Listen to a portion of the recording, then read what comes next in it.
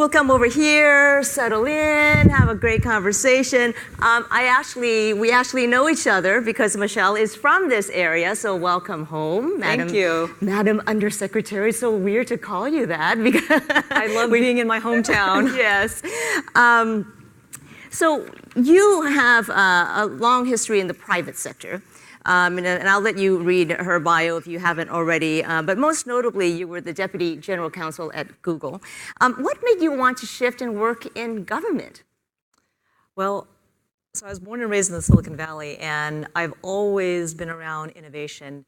And I grew up in the Silicon Valley at the time it was silicon. Semiconductors, it wasn't computers, it wasn't mobile apps or the internet. And I've always wanted to support innovation. So I was a computer scientist. I trained at the MIT Artificial Intelligence Lab, was on my way to getting my PhD in computer science. But I decided that a lot of policy is decided by legal decisions. And in order to promote innovation, you do have the ability to influence it by making legal arguments and so forth. So I was at Google relatively young, when it was a relatively young company, a handful of products and services, search and ads. By the time I left, all kinds of products and services in almost every country across the globe, and really helping to build its intellectual property portfolio and supporting its growth. And after a while, you realize that if our system of innovation, you can't take it for granted that it will continue to exist. And if intellectual property rights are too strong, you disincentivize innovation. If they're too weak, you don't have enough incentives to innovate. So it's really important that the folks who are making policy understand the implications of their policies and the impact on innovation. So bringing together my Silicon Valley background and experience in tech, as a technologist, as a legal advisor, and as a business advisor, I went to Washington to try to make sure that we have an innovative society for generations to come.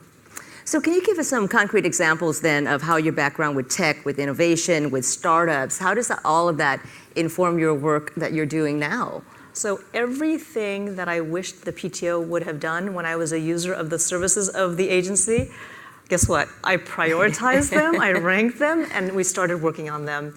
And so there's been a lot of talk about abusive litigation by patent trolls and so forth. And I had experienced it firsthand when I was in the tech sector. And a good part of what I do is trying to make sure that we curtail abusive patent litigation. Because if you're a small startup and you get hit by one of these lawsuits, it's expensive. There's just no other way about it.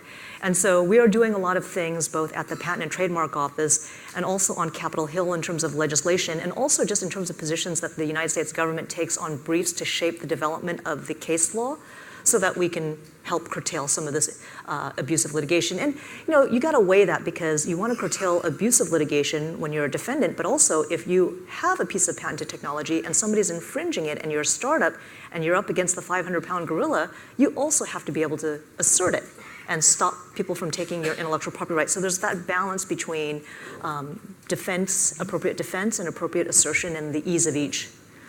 So has the USPTO practiced anything like lean startup in its operations? It has, and I couldn't help but bring some of my Silicon Valley with me out to Washington, D.C. That's a good thing. So I think it's a good thing, and I'm a software computer scientist by training, and when I was at Google, I remember Gmail, we launched in beta form, and then we got stakeholder input, and then we revised and we improved the features and functionality. Well, guess what? At the PTO, we do a lot of software development, and we develop tools for our examiners to review all of your inventions.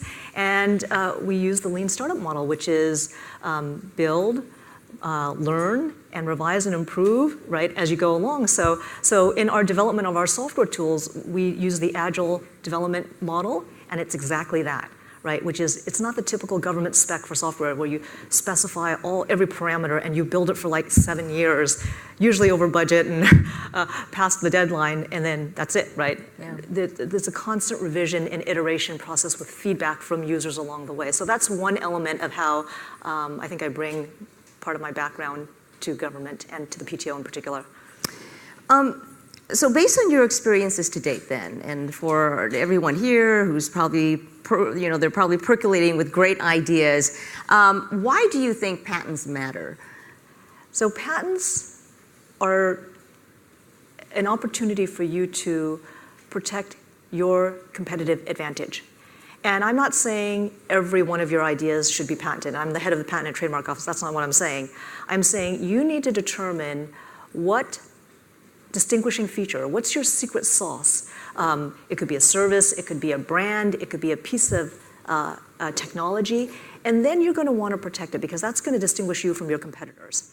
And so patents do have value. I mean, in addition to the fact that, I mean, there have been studies done that after you get your first patent application, and I have some stats on that, you are, let me see here, you are much more likely, well, certainly you're more likely to get venture capital funding. It's easier to, and also you will experience a 51% delta increase in terms of sales over a 5-year period, and something like a 30-some-odd% increase over a 5-year period in terms of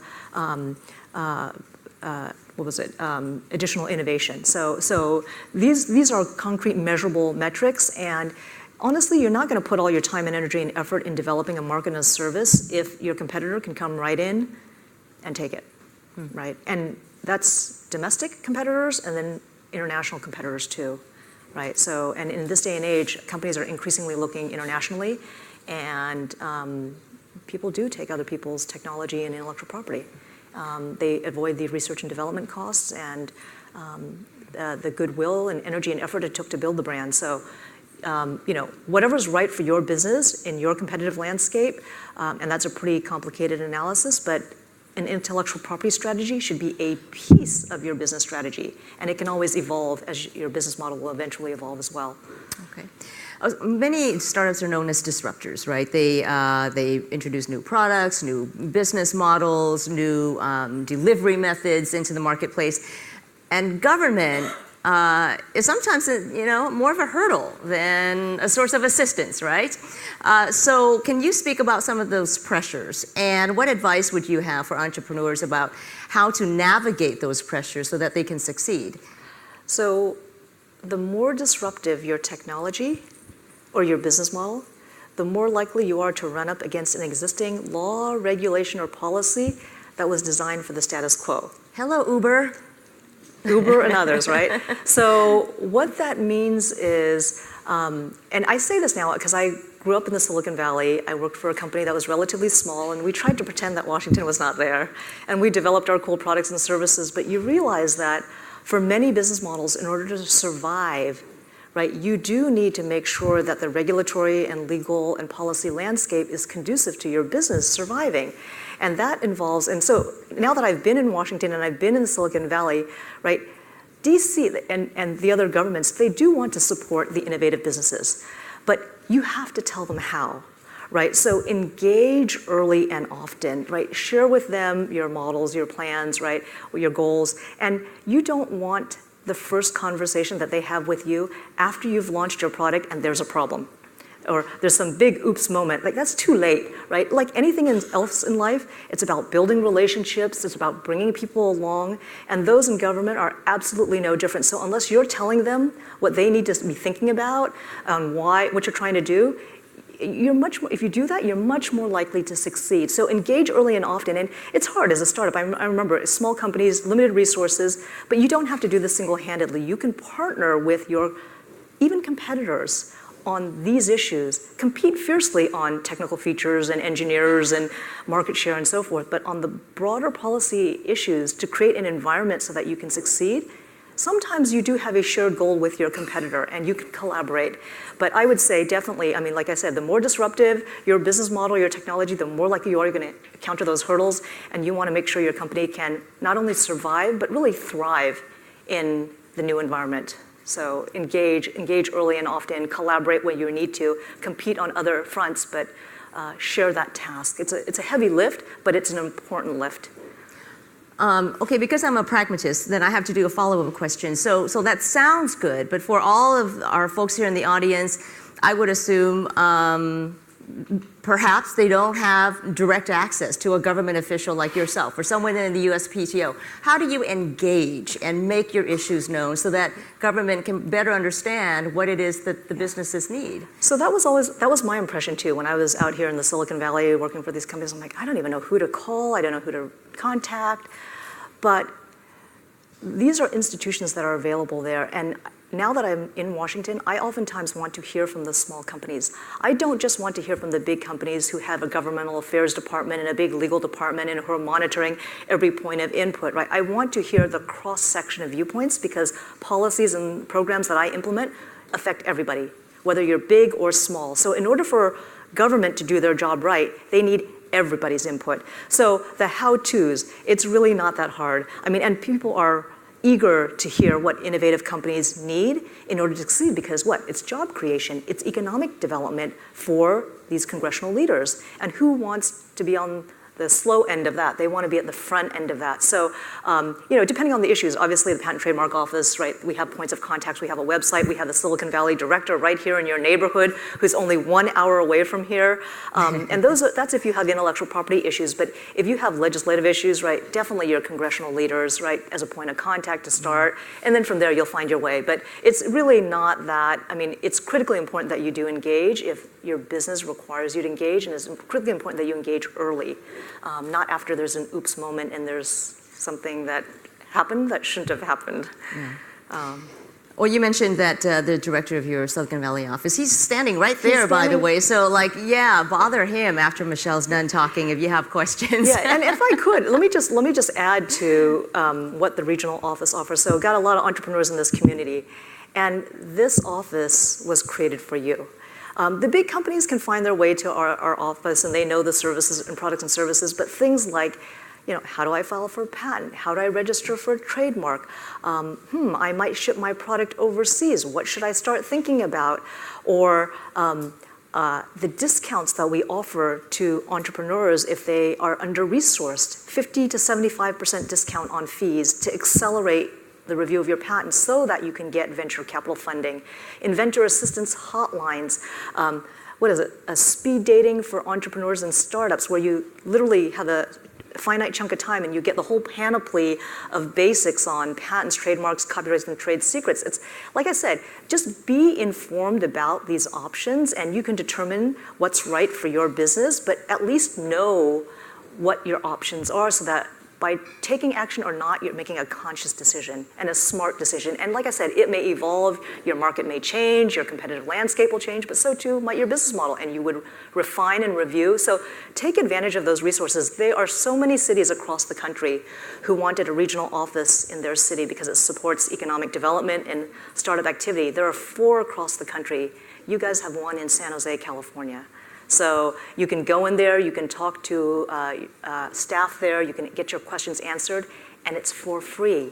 It's for free. So, well, paid for by the user fees, shall I say. So that's a resource that learn what we have to offer, and you can determine what's appropriate for your company. Well, because we also have a number of people who flew in from elsewhere, where are your 3 other local So offices? they're in Denver, Dallas, Silicon Valley, and Detroit, and then of course in Washington, D.C. But there are really so many resources that the Patent and Trademark offers in support of innovation. And right, we can go on, but really just check it out. You'll be pleasantly surprised, and you can learn a lot. And then maybe you'd go ahead and hire the lawyer afterwards, but you're that much more informed. All right, if you're not based here locally, Denver, Dallas, Detroit, the 3 Ds. All right, your work as director of the USPTO has taken you overseas more than once. You travel a lot. In fact, right after this talk, you're getting on a plane and traveling elsewhere. She flew in from Washington just for this. You've been to places like China and Europe. What are some of the things that the USPTO is doing internationally that might benefit startups? Yeah, so the playing field is not at all level when you go overseas, and the landscape varies a lot from country to country. There are some countries that share our intellectual property values, that respect intellectual property rights, and there are other countries, oh boy, right, you gotta be careful because the minute your product or service lands there, whether it's your brand, I mean, all the companies in this room have a brand, right, and does your brand get used? And I mean, Apple had the unenviable position of literally having an entire Apple store, everything from the awnings outside, the furniture inside, all the inventory, all the employees, the shirts they wore, the logos, everything completely counterfeit in China. Right? I mean, talk about a nightmare, right? And so we work with a lot of governments overseas to make sure that they respect intellectual property rights, that there are remedies and damages and consequences for infringement. And the idea is that we want all of you to feel comfortable shipping your products and services overseas with the confidence that it'll be protected and there are consequences for infringement. So that's a large part of what we do internationally, not to mention we want to make it easy for you to file overseas. A lot of the paperwork is oftentimes duplicative, so we're streamlining that. You have limited budgets. Whatever you spend should be spent as efficiently as possible, so we spend a lot of efforts on that front as well. Wonderful. Well, we've known each other for a while. We used to serve on the board of directors for a nonprofit here in San Francisco together. We've even carpooled together. We have. And so it's so fun now to call you Madam Undersecretary. Michelle is fine. I'm from California. But you have a great background. I'll let you tell the story. What did your parents do, and what sparked your interest in innovation? So, like I said, I was born in the Silicon Valley. I'm a child of immigrant parents, and my dad's an engineer. And I think the whole Silicon Valley tech startup thing, I mean, there's nothing but upside to this. I mean, the economic opportunities that are created for all of us, no matter where we come from, incredibly tremendous. And like I said, you can't take it for granted that that will continue to exist. It does depend upon the policies that are formulated in Washington and elsewhere. And so my dad grew up, well, I grew up in the Silicon Valley. My dad was an engineer. I built a handheld radio with my dad in our living room. I didn't know that that's what girls didn't do. And I loved engineering and math, and so I went to MIT. And all the folks on the street that I grew up on, they were entrepreneurs. They were inventors, and the dads would tinker, usually dads back then. They would tinker in the garage. I remember my dad had circuit boards and resistors and transistors and breadboards, and we installed the burglar alarm system that is in our house, and we built the TV that sat in our living room. Yes, that's true. The TV didn't always work so well, though. Did the burglar alarm work? The burglar alarm did work. That's important. But that's the thing is, right, I mean, we've got to make sure that we continue to encourage that, and that the creative, inventive aspects that are generated in this country have the ability to make it to the marketplace, that people are willing to invest in it. They're able to recoup their investment domestically and internationally. So I feel very strongly about that. I've been all around innovation and technology in various phases as a technologist, as a legal advisor, and now in government. But really, there's nothing, if we can take care of that, Americans are incredibly inventive, they're incredibly entrepreneurial, and so long as we continue to maintain those two characteristics, I think our country can navigate just about anything, because that is, I think, the key to our economic prosperity. And people in Washington recognize that, but you need to help them know how they can help you with what you're doing. And keep in mind, they're not familiar with much of what you do. They're willing to learn, they're willing to listen, but you all need to help them. And there are other people who will, help out along the way. Yeah. Well, we're so lucky to have someone like you, really. With your tech background and your Silicon Valley background in Washington, D.C., I think we have our interests pretty well covered and well represented. Undersecretary of Commerce and Director of the USPTO, Michelle Lee, thank you so much. Thank you.